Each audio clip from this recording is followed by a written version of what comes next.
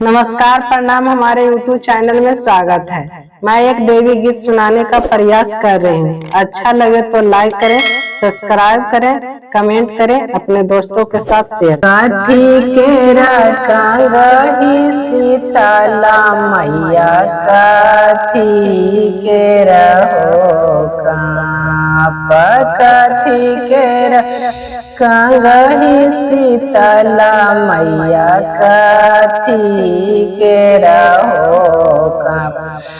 कथिए बैठाला सीताला मैया, झारे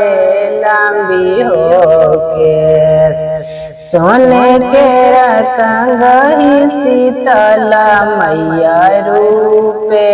के रहो मचिया बैठाला सीताला मैया, झारे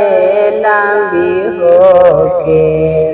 टूटी गेलो कंगही सीताला मैया, रूपे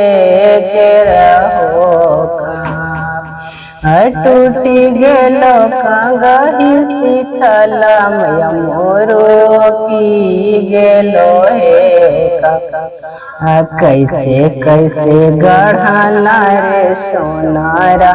कंगही रे हमारा, कैसे कैसे गढ़ला रे सोनारा कंगही रे हमार, जांघ तोरा फाटौर सोनारा समंगिया, जांघ तोरा फाटौर सोनारा समंगिया, लगौरे माती देहु गारी जिमाइया, माती देहु सारा माती देहु गारी जिमाइया, माती देहु सारा